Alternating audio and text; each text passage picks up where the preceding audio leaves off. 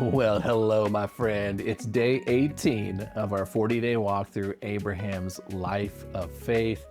Yesterday, we saw how Abraham reacts to God's plan for the promised son coming from Sarah.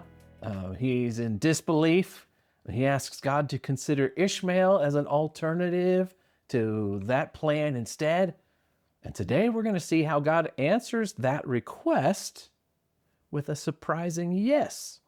That's a yes that gives birth to centuries of conflict. And then at the same time, he answers with a no that will lead to the birth of Isaac, the covenant son. Complicated day full of drama and emotion. It's going to be a good one. We're taking a look today, again, day 18 at Genesis 17, 19 through 27. I got my reading guide open to it right here. So before we take the conversation any further, it's time for you to read if you haven't already. So you read, then we will react together and see where the conversation takes us. But for now, go ahead and hit pause and read. Go ahead.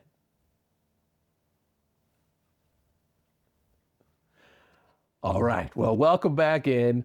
I hope you had a chance to read. I've had a chance to read it as well. Let me show you my green, yellows, and reds for today as we look again at Genesis 17, 19 through 27. My yellow. Let's do the yellow first. And for me, my curiosity is piqued and it gives me something to think about. It's how Isaac and Ishmael are alike and different. It's in this section right here.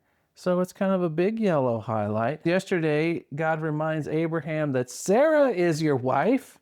Just putting that out there for you. She will, in fact, give birth to a son for you. This is in response to Abraham's request yesterday to, consider Ishmael. May Ishmael have your special blessing, And God's like, no. So there's the no. And the result, of that no, you're going to have a son. You're going to name him Isaac. So here Isaac and Ishmael are both, here's Isaac, Ishmael. They've got some similarities here. They're both, Abraham's their father. And God answers prayers regarding both of them and their future. First, Isaac's going to be have the covenant confirmed with him and his descendants as an everlasting covenant. Awesome. But Ishmael, he will also get a blessing just as Abraham asked. He's going to be extremely fruitful. He's going to have lots of descendants. He's going to become the father of 12 princes and become a great nation. Nation here, by the way, does not mean, like we think of a nation like Canada or Mexico or the United States of America. We think of it as like a geographic, like a nation state. It's not like that. Nation meaning a people, like a big group of people that are all going to name Ishmael as their ancestor. All right. And here's even things that are interesting here. Of course, if you know the Bible story at all, you know that Isaac has a son named Jacob, and Jacob has 12 sons.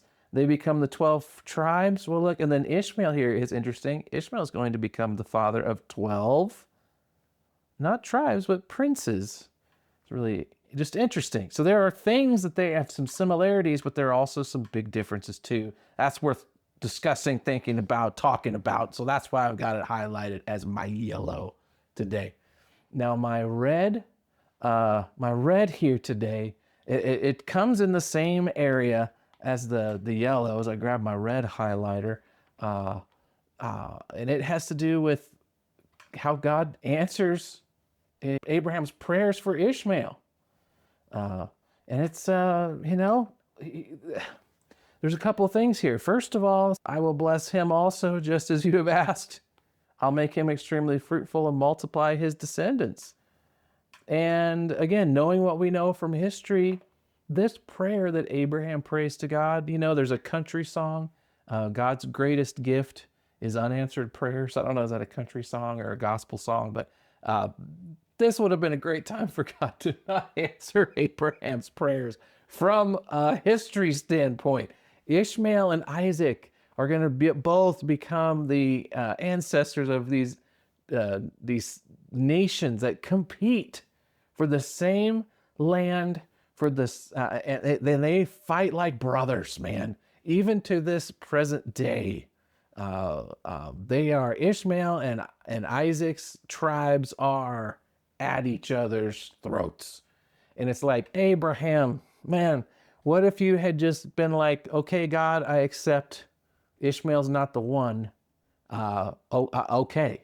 Like, how would the landscape of our world be different today? And then you go back up one further. What if Abraham hadn't done the whole Ishmael thing in the first place, right? How much pain and suffering would have been averted, not only in their lives, but in the lives of billions of people, all right, on our planet today. Seriously, like, God. So when I see that, I'm like, don't answer Abraham's prayers, God. Not this one. You know what I'm saying? But he does. And then here's the other side of it, though. Let's be a little more human for a minute. All right, we can look far ahead. We have the perspective of history, but think about God's response here, and think about Ishmael. Ishmael, as we see today, he is 13 years old. It tells us right here that Ishmael was 13. So he is plenty old enough to understand what's going on. And he had nothing to do with it, right? The circumstances that surround his birth, they were chosen for him. Other people made choices. Abraham, Hagar, Sarah made choices. This is going to be nothing but pain for Ishmael that he had nothing to do with. And here's the thing: it's one of the things that's true about all of us, right? There are parts of our stories that we choose, and there are parts that we don't. And the part of things like our family of origin, our time in history, our geographical location, we don't choose those things that's surrounding our birth. They're chosen for us, and there can be a lot of pain that comes from that. And so this is a sad moment for me. I feel heartbreaking. I feel heartbreak surrounding this. And then I think about Abraham. I mean, does he say anything about this to Ishmael at this point? Hey, change of plans? Because he's been thinking Ishmael is the son for the last 13 years. That's come up. Abraham's told Ishmael the stories about God showing him the stars and saying that's how many his descendants will be, and God showing him the land of Canaan, and this is going to be the place where your descendants will one day own, and where they will one day flourish. Right? Of course, Abraham has said all that stuff to Ishmael and to Hagar. And now Abraham has some news to deliver. What's he going to say? What about Sarah? She's probably overjoyed. But as we're going to see a little bit later, we're going to wonder, maybe, has Abraham said anything to Sarah? We don't know. What we do know is they have some very difficult conversations ahead, all of them. And so while this is really, cool and good news about Isaac, it's also heartbreaking news in relation to the future of our world and the future of Abraham's family. There's going to be a lot of pain and suffering, emotional and physical, that come downstream from the choices Abraham and Sarah made 13 years ago. It's been a delayed reaction, but it's happening now. And the context there, all of that gives me my green for today, because what I see here is, here's Abraham in the middle of all this uncertainty and discomfort around Ishmael, and then the joy surrounding the news about Isaac.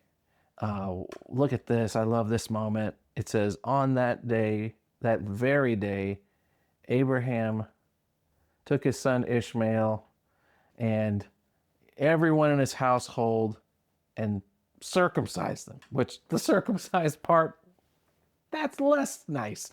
But I do love the fact that that the obedience happened for Abraham on that very day.